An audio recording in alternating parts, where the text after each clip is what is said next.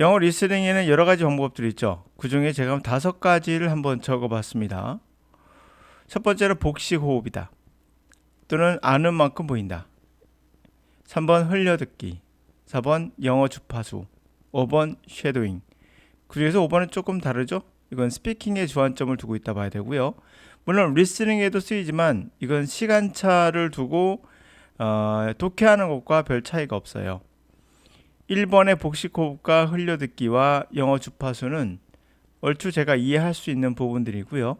어느 정도 공감도 되는 부분이에요. 물론 영어 주파수는 저와 반대적인 입장에서 주파수더라고요.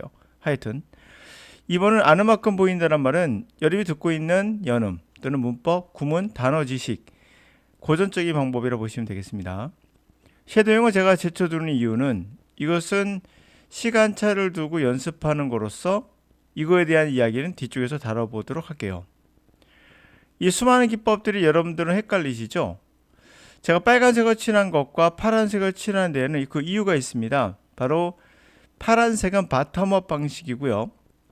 빨간색은 탑다운 방식입니다. 러셀 같은 철학자는 바텀업을 주장했고 비트겐슈타인은 탑다운을 주장했어요. 교수 마이클 포러라는 캠브리지 대학의 철학과 교수의 이야기로 우리 이야기를 시작해보죠. It's an argument that a certain approach to the problem, namely what I've called the bottom-up approach, is wrong. 네, 이분은 말하는 것은 뭐라고 주장하냐면 그 주장, 다시 말하면 확실한 certain approach, 확실한 접근법.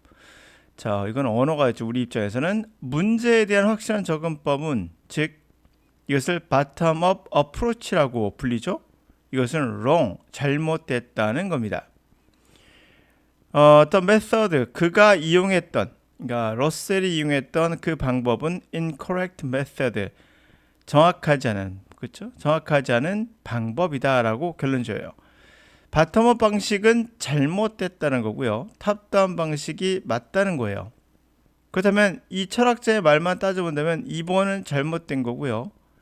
1, 3, 4번은 얼추 생각해 볼 여지가 있다는 거예요. 쉐도잉은 조금 이따가 말씀드릴 거예요. 이거 색깔 칠하지 못한 이유가 있습니다.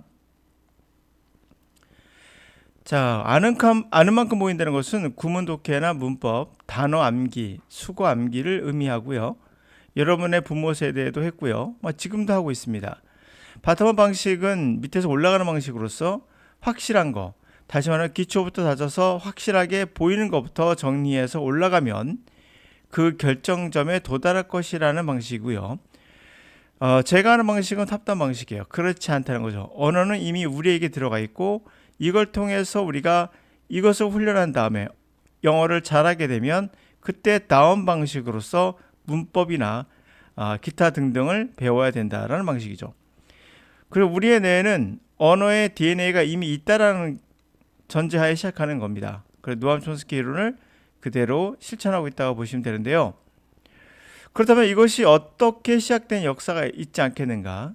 인간의 모든 사조는요, 트렌드가 경향이 있습니다. 고대와 중세는요, 바텀업 시대예요. 그러니까 밑에부터 기초를 쌓아서 훈련을 통해서 올라간다는 방식이죠. 그것은 바로 certainty, 확실성에 기초를 두고 있습니다. 확실성. 데카르트나 러셀, 그리고 뉴턴이 바로 거기에 속하고요. 고대 역학의 시대라고 부릅니다. 증기기관차 시대 또는 중세 역학의 시대라 말할 수 있겠죠. 또 마차 시대입니다.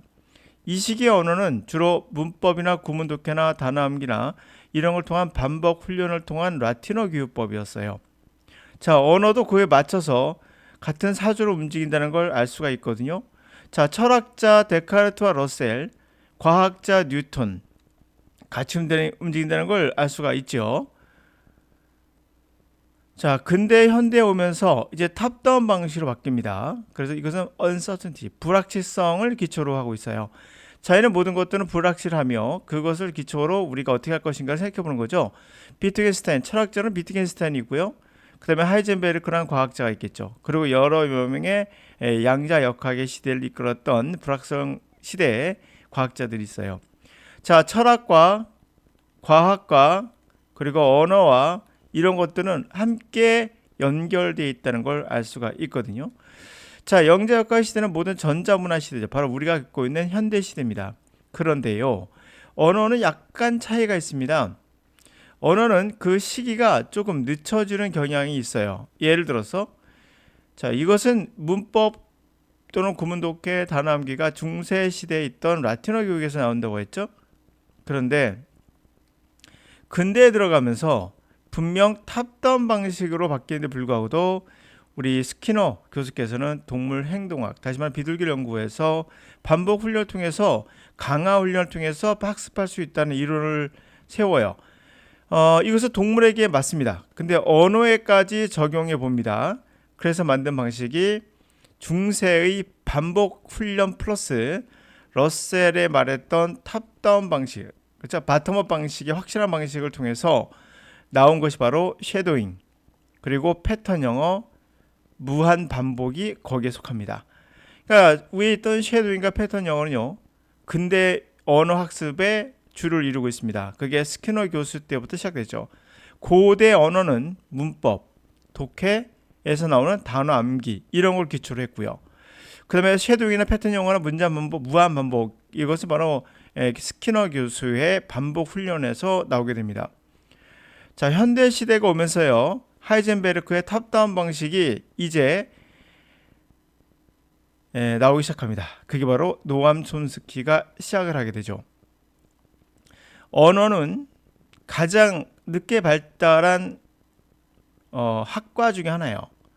과학과 철학은 같이 움직이는 경향이 있는데 언어는 뒤늦게 나온 학문이기 때문에 좀 늦습니다. 그래서 언어는 지금도 많은 연구가 이루어지고 있어요. 자, 현대 언어에서는 노암 촌스키가 나오며 뇌과학자가 함께합니다. 그들이 탑다운 방식을 찾아내기 시작하죠.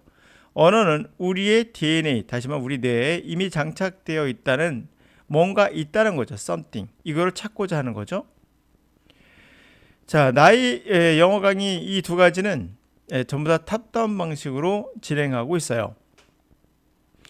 자, 그렇다면 우리가 여기서 정리를 해본다면 여러분들이 듣고 있는 게 어떤 건지를 이제 정리를 해보셔야겠죠. 바로 자, 여러분 듣고 있는 복식 호흡 또는 흘려듣기 영어 주판수는 바로 탑다운 방식이에요. 바로 현대 과학과 철학과 함께하는 언어학이에요. 제가 이분이 무슨 말을 한지를 알 것 같아요. 이분이 100% 틀린 건 아니에요. 어느 정도 방식을 조금 특징을 찾아내다 봐야 할 수 있고요. 흘려듣기도 정확하게 현대과학에 맞게끔 잘 들어가고 있어요. 그러나 빠진 게 있습니다. 영어 주파수는 방향이 이 세 가지 다 같습니다. 사실요. 이 세 가지 제가 다 이해하는 것은 다 알기 때문이에요. 세 가지 전부 다 같은 방향으로 가는데 본인들이 지금 이 방식을 취하고 있다는 걸 모르고 있는 거죠. 이게 바로 과학의 흐름과 같이 움직이는 언어학이 그 시대를 따라간다는 걸 보여주는 장면 중에 하나예요. 그러나 가장 문제가 뭘까요? 바로 아는 만큼 보인다고 말하는 강사들이 이들이 가장 큰 문제가 되는 거죠. 이들이 바로 바텀업 방식이에요. 그리고 바텀업 방식은 확실히 여러분들에게 각인됩니다. 그 이유는 확실해 보이기 때문이에요. 확실히 보이기 때문에 이들의 방식은 옛날부터 러셀이 했던 이 확실한 방법이죠. 확실한 어프로치는 잘못된 건데 불구하고도 우리가 계속 그들에게 끌려갈 수밖에 없는 것은 보이거든요. 확실하게. 불확실함을 인간은 싫어합니다. 근데 언어라는 것은 불확실함으로 시작을 하기 때문에 그 자체가 잘못된 incorrect한 방법이에요.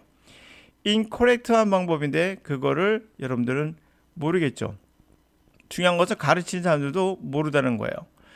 아는 만큼 보인다는 것은 기본적으로 구문독해나 문법이나 단어 암기를 통해서 또는 발음 또는 연음을 통해서 영어를 배울 수 있다는 고대의 방식이에요. 그리고 여러분들이 학부모 시대에 배웠던 것이며 이것은 이미 실패했다는 걸 여러분 부모님들이 말해주고 있고요. 지금도 하고 있습니다. 이 바텀업 방식은 확실한 거 눈에 보이는 대로 그대로 하는 거예요. 그러나 누차 말씀드렸지만 인간의 트렌드라는 것을 쫓아가 보신다면 어떻게 언어가 발전해 가고 있고 이 언어학이 어떻게 가고 있는지를 보여주고 있는데 지금 뇌과학자와 함께 이루어지는 것들은 바텀업 방식은 분명 아닌 거예요. uncertainty이기 때문에 그런 거예요. 불확실하기 때문에 그 근거를 찾고자 과학자들이 뇌를 반복해서 훈련하고 있죠. 자, 반복 훈련은 뭐라고요? 스키너 교수가 만든 거로서 바로 고대의 문법에서 나온 것과 근대입니다. 현대는 아니에요. 동물 행동학에서 나온 것을 합쳐서 만든 게 바로 스키너 교수의 반복 훈련으로서 이 훈련법은 지금 현대 언어학에서는 부정되고 있는 방법입니다. 그래서 제가 쉐도잉이나 패턴 영어나 무한 반복이라는 것은 인간의 언어의 학습과는 그렇게 완벽한 매칭이 되지 않는다라고 말씀드린 거예요. 자, 그런 의미에서 여러분들이 듣고 있는 거에 대한 정의를 제가 보여드렸고 근거도 말씀드렸습니다.